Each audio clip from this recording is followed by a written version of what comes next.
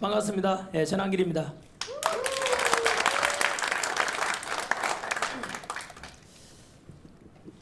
네, 오늘은 2025년 3월 19일이지요. 현재 대한민국은 굉장히 갈등에 극에 달해 있고 벽척간두의 국가적 위기에 이르러 있다고 생각합니다. 오늘 이 자리에 오게 된 것은 뒤에 현수막 보다시피 너무 멋있는 제목 아닙니까? 글로벌 체제 전쟁 속에서 대한민국은 어디로 갈 것인가에 대해서 미래 자유연대 그리고 국민대 토론회, 참 멋진 제목입니다. 그래서 이런 토론회라면 적어도 앞날에 대한민국이 어떻게 갈 것인가에 대해 비전을 제시하고 또 디테일한 정책이나 이런 것에 대해서 우리가 이야기를 나누는 것이 마땅할 건데, 하지만 현재 당장 대한민국의 현실은 그렇지를 못합니다. 현재 윤석열 대통령께서는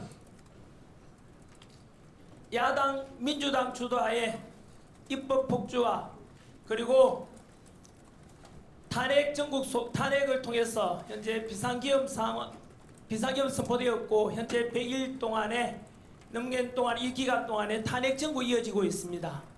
그래서 현재 전 국민들도 아시다시피 두 조각으로 나뉘어져 있습니다. 앞날에 대한 비전이 아니고 국가적으로 어떻게 살아남아야 될 것인가, 그리고 이 시급한 미국 대통령도 그 사이에 바뀌고 또 엄중한 한미일 그리고 그에 맞선 또 중국과 러시아와 북한에 대해서 어떻게 대처하며 이 속에 우리는 어떤 대한민국을 만들어 가야 될 것인가에 대한 주제가 나와야 되겠지만, 오늘 당장 국민들은 지금 탄핵에 찬성하는 쪽 절반, 반대하는 쪽 절반에서 서로 갈등의 극에 달해 있습니다. 이 갈등의 상징적인 원인이 무엇일까? 상징적인 내용이 오늘 3월 19일 오전이었지요. 뉴스 속보를 통해 저도 너무 놀란 뉴스를 봤습니다. 속보 오늘 제목 그대로 읽어드리겠습니다. 이재명 민주당 대표가 말하기를 최상목 직무대행은 직무유기 현행범으로서 체포 가능하다. 몸조심하시길. 이런, 정말로 과연 이게 거대 민주당의 대표로서는 할 이야기인지 너무나 이 뉴스 보는 순간 제가 소름이 돋았습니다. 첫 번째는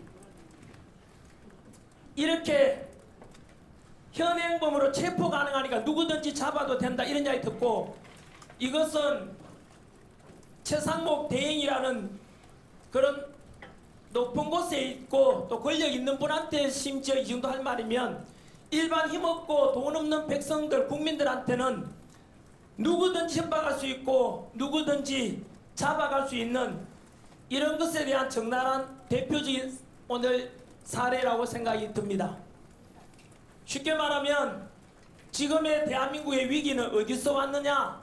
바로 이겁니다. 전 국민들이 두 조가 나뉘어져서 싸우게 된 것도 마찬가지로 특히 2030 세대들이 들고 일어난 이유가 무엇이겠습니까? 가장 민주주의의 중요한 법치주의, 공정, 상식이 무너지지 않습니까? 금방 이재명 대표의 최상목 대행에 대한 협박은 일반 국민들이 볼 때도 공포감이 느껴지고 너무나 이게 민주주의에서 나올 만한 말인가 소름 끼치지만, 또 한편으로 생각해 보면은 최상목 대행은 분명히 현재 탄핵 소추 중에 있는 우리 윤석열 대통령을 대행하고 있습니다. 그러면은 대통령을 대행하고 있기 때문에 대통령을 대신해서 빨리 헌법재판관 40명 임명해라 라고 하면서도 동시에 최상목 대행에 대해서 협박을 보면 지금까지 우리 윤석열 대통령의 현재의 모습이 된 것도 이 때문이라고 생각합니다.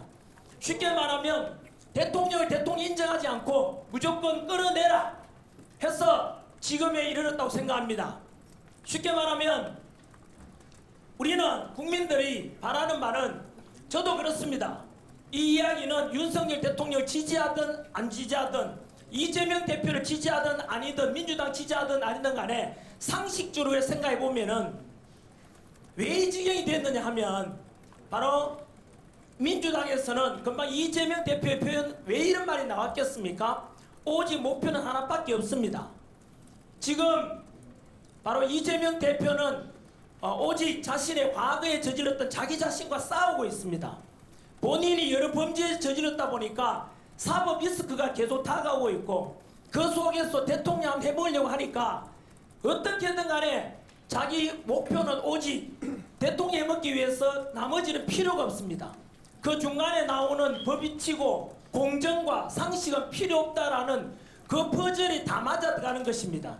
그 속에서 가장 대항마인 윤석열 대통령 끌어내려야 되겠고 그래서 이재명과 더불어서 그 충성파들 친명 팔아볼 수 있는 그런 사람들이 법치 필요 없고 그 내용으로 정당전환 게 비상기업 이후에 보시면은 수사권도 없는 공수처가 수사를 했고 또 서부지법에 말도 안 되는 또 역시 법을 어겨가면서 영장 발부되고 또 헌법재판소에도 현재 국민들 전부 다가 지금 그 하나에 다 휘둘리고 있지 않습니까? 오늘 하루만 하더라도 경제적인 손실, 대외적인 국가적인 신인도 추락 이런 거 생각해 보면은 차마 할 수 없는 일들이 일어나고 있단 말입니다. 그러면은 이렇게 해서 공수처다, 서부지법이다, 사법부다, 그리고 헌법재판소다, 성관이다 이런 모든 문제들이 생긴 이유가 뭐겠습니까? 바로 이재명 대표의 사법 리스크를 줄이기 위해서 본인 대통령 해먹기 위해서 공정한 상식이 다 무너졌다고 저는 생각합니다. 아마도 민주당을 지지하는 사람들도 역시 과거에 민주당이 해왔던 모습이 원래 모습이 뭡니까? 그 민주당은 원래 YS와 DJ를 잇는다고 생각했을 건데 그들이 독재에 맞서서 싸웠던 게 무엇인데요? 민주주의 실현인데 지금 이재명 대표와 그 지지당들이 하고 있는 모습이 과연 민주당에서 추구했던 민주의 모습이 있습니까 지금? 없습니다. 오직 지금 법도 다 없애고 다 깨고 협박하고 카카오톡 협박하고 똑같은 모습이 오늘 최상목 대행에 대한 협박으로 나타났지 않습니까? 이런 속에서 저는 모든 국민들께서 이것을 어떻게 해결할 것인가에 대해서 저는 곧 있게 될 헌법재판소의 탄핵 심리가 모든 국민들을 두 주가 나 있는 이 국민들 하나로 통합하고 국가를 다시 발전시키고 또 그 국가의 미래라고 볼 수 있는 2030 세대와 미래 세대들을 위해서도 그렇고 헌법재판소의 탄핵 심리는 그냥 우리는 억지가 아니라 법에만 따라달라고 하지 않습니까? 그 헌법재판소의 헌법재판소에서 만들어진 바로 주석서를 따라서 한덕수 국무총리 대행은 의결 정족수가 바로 그 주석서에 나와 있습니다. 대통령을 대행했으니까 의석수 국회 전적의원의 절반이 아니고 바로 3분의 2 200석을 넘어야만이 한덕수 총리 대행이 돼서 탄핵할 수 있는데 과반수 넘어서 탄핵했지 않습니까? 그거부터 잘못되었고요. 분명히 그거 잘못되어 있습니다. 그래서 아마 있게 되겠지만 한덕수 국무총리는 그냥 각합니다. 그리고 윤석열 대통령에 대해서도 마찬가지로 억지로 우리가 억지로 윤 대통령 기각시키거나 각하해달라는 게 아니지요. 헌법재판소 법에 따라서 그리고 그 주석서에 따라서 정해진 대로 해달라는 거 아닙니까? 국민들이 바라는 바는 그 주석서에 나와 있습니다. 알다시피 바로 헌법재판소에 오면서 절차적인 정당성이 많이 훼손되는 거 다 알고 있지 않습니까? 그래서 이미 10가지 정도 넘는 헌법재판소에 바로 법을 어겨가면서 진행된 재판심리 과정과 그리고 헌법재판소에 국회에서 우리가 여기에 국회의원 아닙니까? 국회의사당 아닙니까? 넓게는 의원들도 계시겠지만은 그때 전부 다 내란죄 때문에 많은 국회의원들까지도 그래 탄핵에 찬성하는 바람에 윤석열 대통령 탄핵됐지 않습니까? 근데 문제는 헌법재판소에 넘겼을 때 그 내란죄를 빼고 지금 재판심리가 진행됐으니까 우리나라 최고의 헌법권위자 허영 교수의 말씀대로 본질적에 빠졌지 않습니까? 그러니까 80% 비중을 차지하는 내란죄를 빼고 지금 헌법심리하니까 이거는 그 절차적인 정당성을 확보하려면은 그냥 각합니다. 딴 거 생각할 필요가 없습니다. 그리고 헌법재판소 주석서에도 분명히 나와 있습니다. 이럴 경우에 본질적인 내용이 빠지게 되면 각하다. 이미 나와 있기 때문에 그것에 따라서 그냥 결정해 달라는 겁니다. 누굴 편드는 게 아니고요. 이렇게 해서 윤석열 대통령께서 그 법에 따라서 결국은 탄핵은 각하되거나 또는 기각되거나 직무 복귀하시고, 그래서 국민들이 바라는 바는 뭐겠습니까? 빨리 윤석열 대통령 직무 복귀해서 지금 무너져 있는 많은 정치, 경제, 사회 이 갈등이나 문화 이거 되살리고, 그것이 1차적으로 우리가 바라봐야 될 대한민국의 미래 모습일 겁니다. 그래서 감사합니다. 1단계는 그렇게 해서 지금 무너져버린, 아까 말씀드렸던 바로 공수처다, 선관위다, 헌법재판소다, 그리고 사법부라든가 이런 것에 대해서 원상 복귀시키는 것이 가장 1단계 우선할 일이고요. 2단계는 우리 2030 세대들과 미래 세대에 바라는 게 아까 말씀드린 대로 분명합니다. 그들은 힘없고 돈 없고 부모 잘못 만나더라도 누구나 공정한 기회가 주어지고, 그리고 누구나 다 자유가 넘칠거리는 이런 대한민국 원하는 거 아니겠습니까? 그래서 법치가 살아나고 자유 그리고 공정과 상식이 살아나고, 그래서 자유라는 이 대한민국이 지켜지고 자유민주주의가 실현되는 것이 아마 그들이 원하는 두 번째일 겁니다.